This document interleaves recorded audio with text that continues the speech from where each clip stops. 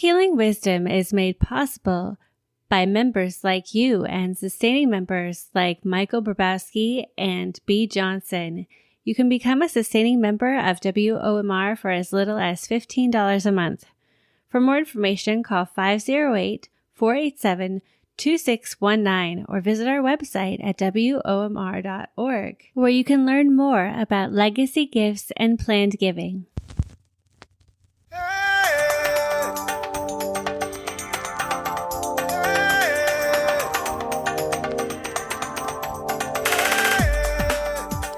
You're tuned in to 92.1 WOMR FM Provincetown and 91.3 WFMR FM Orleans, the voice and spirit of Cape Cod. I bid you welcome to another episode of Healing Wisdom. I'm your host, Pandora Peoples, chartered herbalist and psychic medium.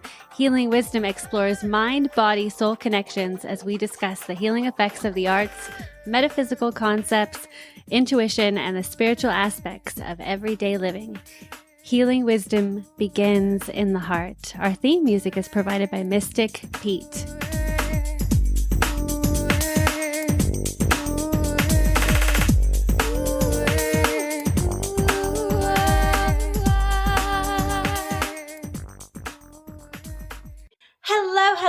Hello, Cape Cod and beyond. Today we welcome back feminist, historian, author, artist, and Suppressed Histories Archives founder Max Dashu. She joins us this morning to discuss her latest visual live cast, Melissa, Bee Goddess, and Priestesses. Her visual live casts are available at sourcememory.net. So recently I really enjoyed your visual live cast through the College of the Melissae. Who were the Cretan and Mycenaean bee women? Right, yes. And they asked me to do a talk on the Melissae, the bee goddess, the bee priestess, which I probably would not have set out to create that visual presentation on my own, but I am working on a book, Pythias, Melissae, and Pharmakides, Women in Hellenic Culture, that really goes into depth into that subject. So what I shared with them was a visual talk, and then I later redid that as a visual talk. So this is still available to people if you go to the sourcememory.net events page, and you can still subscribe. It'll be up until August 1st. So you can actually see the visuals of what we're going to be talking about there. What it is a survey of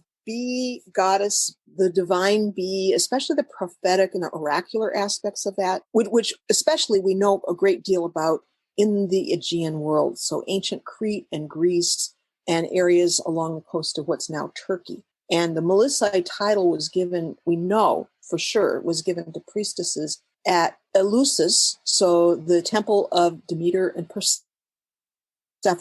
So we have the goddess of the grain and the goddess of the underworld, and their priestesses, who their main title was Panges, which means sacrosanct. And these were very powerful women in the ancient world. There's a little bit of a dip in their power as time goes on under the Roman Empire, and a growth in the power of male priests. But they did have that core seat of power there. And they were called also Melissae, which means bee women, or you could also translate that as honey women, because Melissa also refers to honey. So that's one group of priestesses we know were titled in that way. And the other was at Delphi, the most famous oracle in the ancient Mediterranean world. And there too, we see the Pythia, or the Delphic oracle, being referred to as bee. And various sources talk about the use of these titles. Then there's a whole other group of Melissa titles that are attached to nymphs. And this is really interesting because there are various bee connections going on here. One is the nymphs are nature divinities. So they're goddesses of springs and mountains and trees and rocks. And they are really a very archaic level of culture. And there's various names for the nymphs and mythologies about them. So the nymphs take care of Zeus when he's a baby, and they feed him honey and milk from the she-goat Amalthea. There's all these deep, deep strata of mythology that have kind of been layered over by the Olympian, the patriarchal mythology. And we also have some nymphs near Delphi itself, overlooking the main temple that everybody knows about, which was taken over by Apollo. Up there, up the hill, is an area with the Corican cave, and there are nymphs associated with that area who have bee connections. And there's these very interesting stories about them that have survived in various old Greek scriptures, talking about, for example, the Thuriai, which are 3 bee women or nymph goddesses who are divinatory powers, who actually are the ones who teach Apollo the art of divination. And then he in turn teaches it to Hermes. And there are some very interesting scriptures that talk about them as crowned with the pollen and flying in and out and having not only oracular power, but really at one point in the hymn to Hermes, I think it is, where they refer to them as fateful goddesses who actually influence the stream of events. So there's all these themes. And one of the things that I look into in this visual talk is the record of iconography out of ancient Crete and Mycenaean Greece, because there are quite a few gold signet rings showing bee women. Now, in this time period, we don't have any authenticated name written down that we can say, oh, here's an example of the Melissa. But what instead we have are golden sculptures of women whose bodies and dress are those of women, but whose heads and hands and feet and eyes are those of bees. And so there's the Isopata seal. There's various seals. They have names that aren't really ancient, but the Ring of Minos and various other golden rings that show these bee-headed, bee-handed women, and sometimes also men. And they're always engaged in ceremony. There's a lot of indicators in the art of this numinous energy, the presence of oracular birds flying around, or people in prayer pulling trees down toward them at tree altars. And they have these bee heads and bee hands. And sometimes bees are hovering over their heads as well. So even if this name of Melissa didn't yet exist in Mycenaean writing, the oldest Greek writing that we have in Linear B, we have an iconographic record that shows this concept was there present in Cretan and mainland Greek culture. And of course, there's much other shape-shifting. The bee form is one, but as I show in the presentation, we also see women trance dancing and taking the form of birds, and their arms turn into wings. Sometimes their heads also turn to birds' heads. So there's a shamanic valence to a lot of this ancient culture. So these trance dances and these ceremonial dances, can we infer that it also represented a state of mind, the winged bird? I think a state of mind. I think, a lot of dreamings that people have and visions in various cultures all around the world involve shape-shifting, because you're going outside of linear mind, outside of, beta brainwave consciousness into a state of being that's it's irrational. That'd be one way to put it, but more respectfully, it's a state of dreaming. And so you do find this shift into the attributes of various kinds of animals. And so in some parts of Africa, it's lions. We have different animals that are favored more in various parts of the world. So you might have deer women or bear women in the northern hemisphere. And the animals also in company with goddesses. And this is something very evident in Mediterranean archaeology, where you have Artemis Ephesus, who is shown with bees on her robes, and all kinds of other animals. So she has lions and bulls and deer, and she's often shown flanked by stags, so that the deer spirit is very strong in a lot of this Mediterranean iconography.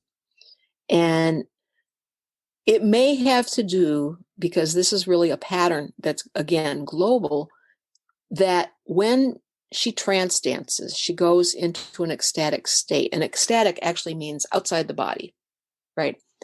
That she experiences herself, even though she may have sunk to the ground in material reality terms, she experiences her consciousness as going on a spirit journey and flying to different places and seeing things. And so in these trance states, it's very common to see people accessing wisdom in a paranormal way. So they may be precognitively seeing things in the future, or they may learn solutions to problems, solving, where things that are lost are, even lost people, or things that must be done in order to heal a person, what medicines can be used, or even just the journey itself, bringing back the soul. There's a whole lot of stories about soul loss and how someone who is traumatized or frightened loses some part of their soul consciousness. And so a lot of times you'll see the shamans making these spirit journeys to bring back the lost part of the soul and basically to reintegrate the consciousness of the injured person or the sick person. So that there's a whole realm of things that we can look at with these spirit journeys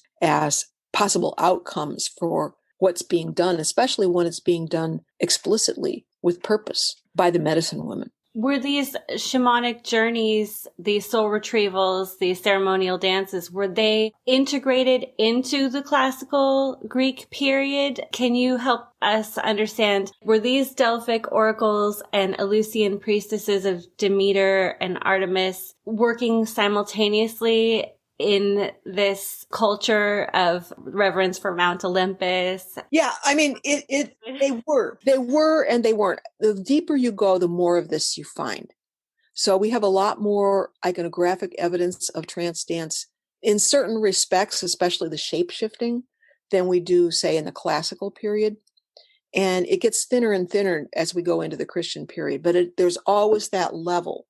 The problem is we don't have written references for what people were doing because it was happening back in the country among the common people. So we don't have a record of that.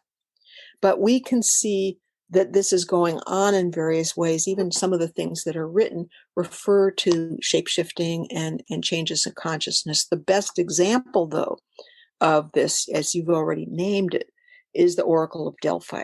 So there's a priestess there who's also referred to by the title Pythia, as well as the Delphic bee, I think it's Plutarch that tells us that name. But Pythia means snake woman, same word as python, right? And in a feminine form.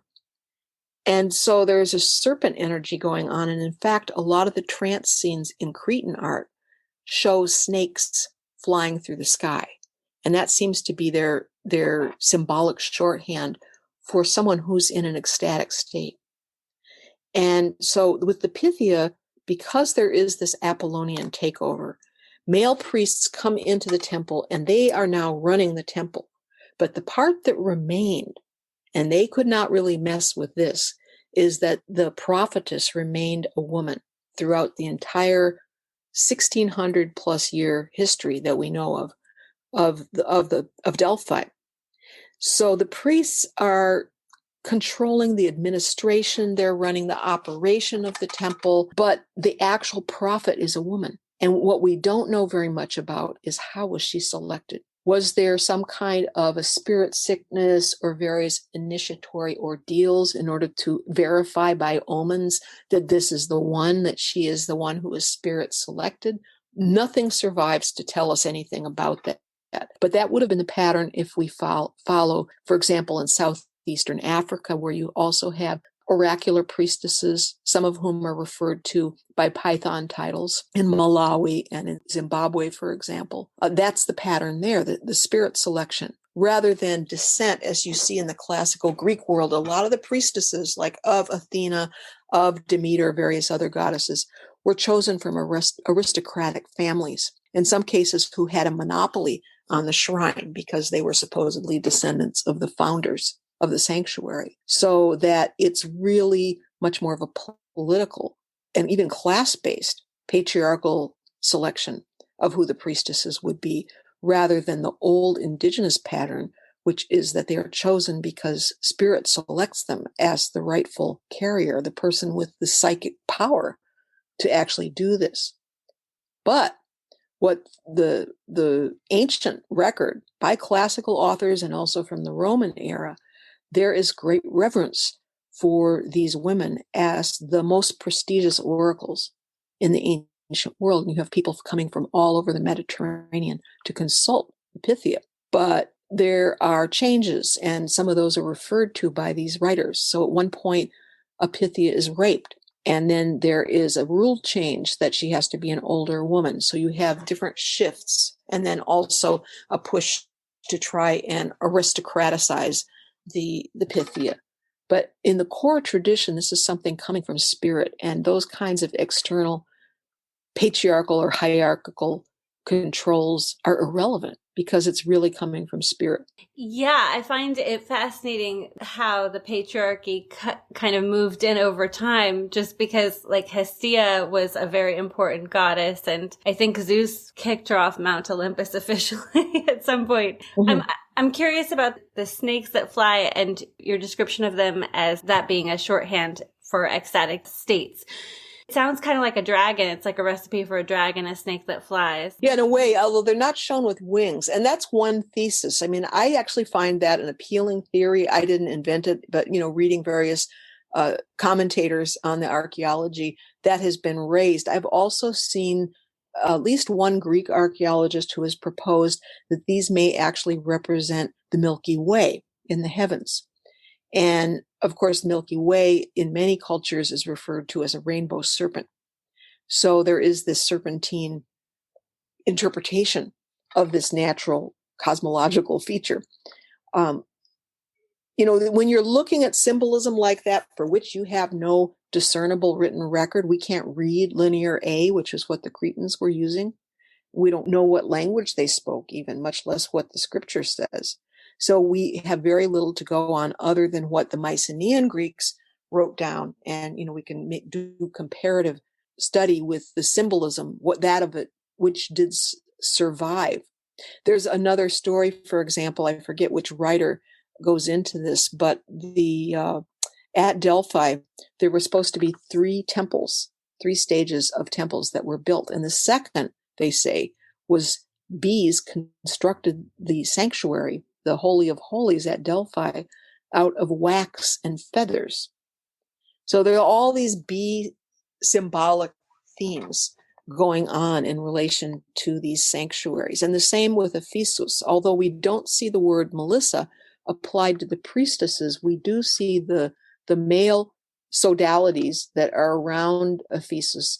Men could join the Essenes for a year, and they would do spiritual practices and fasting. And Essene means drone in Greek. So there's this idea of them being male bees in a sense. And the temple itself put out not coins, but something that looks very much like coins. They called them tesserae, that have the emblem of the bee and the initials of Ephesus. So it's the first three letters, as it would be in English, two in Greek, the E and the F sound. So these are very definitely linked to that temple there in ancient Lydia, which would be like on the western coast of Turkey.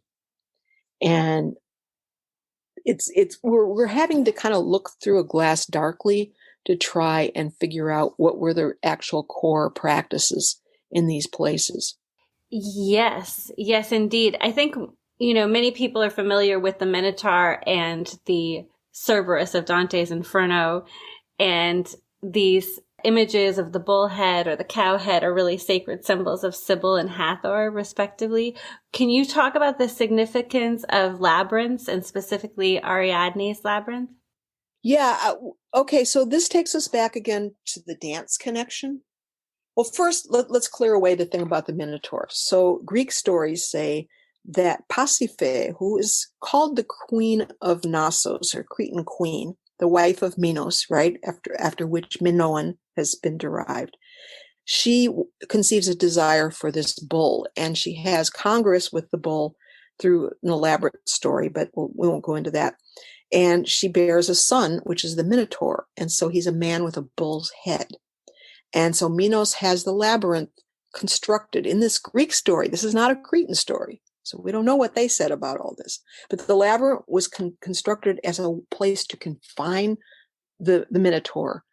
And the idea that he would be confused and could not find his way out, the whole theme of the difficulty of finding your way out of the labyrinth.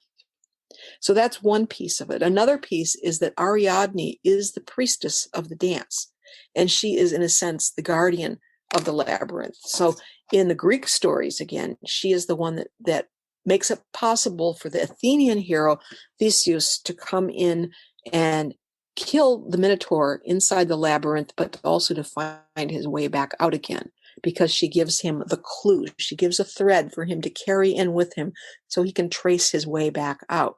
And then he abducts her and her sister and runs off and deserts her. So this is one of the many patriarchal stories about a priestess and a princess of some far-off foreign land who is seduced and then betrayed by a Greek hero. But the part about the dance, there is a reference in the Iliad that refers to Ariadne, connecting her with the labyrinth and with the dance. A lot of the archaeological theory has been that there were dancing grounds as part of the temples in ancient Cretan society, and that dance ceremony, which is exactly what the archaeology tells us, was extremely important. And we even see that in the Mycenaean record. So that's a whole piece. But what's the bee connection then? One of the connections is based on the behavior of bees, because they perform, the language of the bees is dance. They perform a waggle dance, which other bees can read and understand, that tells them the direction, the distance, the amount of pollen, all kinds of information that they encode through this dance. It's kind of, there are these figure eight movements accompanied by a waggling of the bee's hips. And they will all then fly off to find sources of pollen that have been found by all these, the whole community, this democratic matriarchal community of bees. So the dance of the bee is something that, at least the theory is that this could relate to the dance of Ariadne, and the dance of Ariadne in turn is related to the labyrinth. And there's one more piece, which is more of an ancestral ceremony connection, as I interpret it, which is that the Tholos tombs that you find in Crete and later in Greece, they're beehive shaped, number one. And I don't know what the beehives were like in ancient Aegean, whether they were the kind of domed, peak dome shapes that we know as beehives, but we call them beehive shapes. But the dance connection is that there was a paved platform next to these Tholos tombs, so that it looks as if there were ceremonial dances going on outside the places where the dead were laid to rest. And then there are other pieces that seem to indicate this, because we have a late source, Porphyry, comments on a story that Homer has in the Odyssey about a cave of the nymphs. And these nymphs are bees. So bees are circulating around fine stone honeypots full of nectar, and the nymphs are weaving purple webs on stone beams, and waters are streaming through this grotto. So Porphyry, as a mystic, as a Hellenic mystic, interprets this story, and he says that this is a metaphor for the portals between the gates in which the souls descend and ascend, basically coming into manifestation and then leaving material manifestation. So he says the stone columns are bones, the tissues are flesh, but really referring, as we see in multiple sources, to bees as souls. And bees as souls of the dead are something. So Porphyry says the ancients called souls bees. And we see this also going on in the European fairy faith traditions, because the fairies often take the form of bees. And again, this is not the only animal, but one that is mentioned in numerous sources from Wales and Ireland and Scotland. So this does go beyond just the Mediterranean world. We see bee goddess connections happening with the apocryphal Saint Gobnet in Ireland, and we see it in the Lithuanian bee goddess Austeia. And she's interesting because she also ties in the linkage of weaving with bees. And that's something that's mentioned by the classical sources as well. So there's a lot of traditions around the bees. But one that's kind of interesting, in Wales, they talk about fairies and bees being connected. And one of the stories says that men who are called in, these are workmen who are hired by aristocrats to take apart ancient megalithic monuments, face opposition from the supernatural world. And some sometimes this takes the form of swarms of bees who are supposed to be fairies in disguise.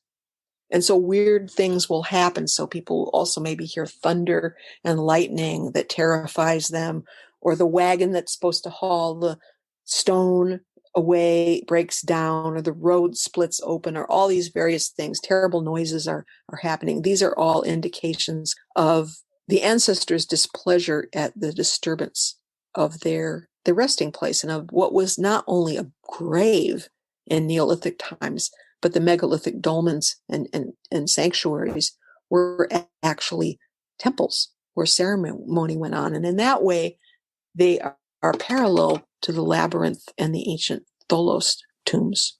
Yes, yes. And another thing that is common in India and in African culture is the vibrational, almost like, well, an insect-like sound, humming, and yes, and that's used in at least neo-pagan ceremonies that are derivative of the Druid culture and the Celtic culture, which is connected to bees as well. So besides the beautiful waggy dance and that connection there's also this vibrational hum that you describe as a vibrational hum of the cosmos. Very much so. And I'm glad that you brought that up, because this is a very strong theme in India and their traditions around the bees, where the great goddess, under various names, but one of them is Pramari Devi. The name itself evokes the humming of bees, and she's attended by swarms of black bees. And so you even see descriptions of people who go into very, very deep states of meditation, beginning to hear that hum, which Om itself is completely bound up with this idea of this vibrational field that the cosmos at an energetic level, at the ultimate level, at Turiya, the farthest level, is it. People can come to apprehend that level of perception when they begin to hear that hum. And so you will see when people are having Kundalini experiences, sometimes they will describe hearing that hum. But the goddesses are described in various Shakta scriptures, the goddess traditions in India, as being bees are hovering around her like a ruby vessel full of honey, or they say her glance attracts devotees as if they were black bees, buzzing bees seeing nectar. So this bee metaphor is all through the Sri Lalita Sahasranama, the goddess litany of one of those of the 1,000 names. It's in the Saundarya Lahari and various litanies of Durga, very famous ones that are sung at Navaratri. Yeah, I'm just looking forward to when this catches on in the most conservative and mainstream of archaeological settings, like i.e. I keep waiting for the J. Paul Getty to catch on. They've slowly evolved in terms of their interpretations, not just calling everything like a cult image. Oh, I know. I wish they would give up there are academics who are so attached to that language. And in one sense, the original core sense, that was not a bad word. It's through bad practice and bad theorizing, especially the Christian influence in calling, what they call cult now. They don't refer to mass as cult, but it is just as much as any other ceremony, because the core meaning is from the same word as culture and cultivate. It means something that is tended to, that grows. Okay, so culture grows, it grows up. And the Greek tradition, Indian tradition, Egyptian tradition are great examples of that, because you have the very profound levels, and then and our ability to connect with that, at least in terms of the archaeological evidence, is thinner. But as we get more recent in time, there's a lot more written about them. So we're much more in touch with the upper layers. The core layers are the most profound, however. But, referring to pagan cult, this kind of stereotypical language is really embedded, and it's very biased because they only apply it selectively. It wouldn't be a problem if it didn't have this negative stigma attached to it. So thank you so much, Max Dashu, for joining us on Healing Wisdom. Folks can go to sourcememory.net for fascinating articles and visual live casts, which include Melissa, Bee Goddess, and Priestesses. You've been listening to Healing Wisdom, a Thursday morning weekly show featuring guests who share their journeys and expertise, providing us with food for thought. I'm your host, Pandora Peoples, Reiki and shamanic practitioner. You can find Healing Wisdom podcasts at WOMR.org or on Facebook and Instagram pages.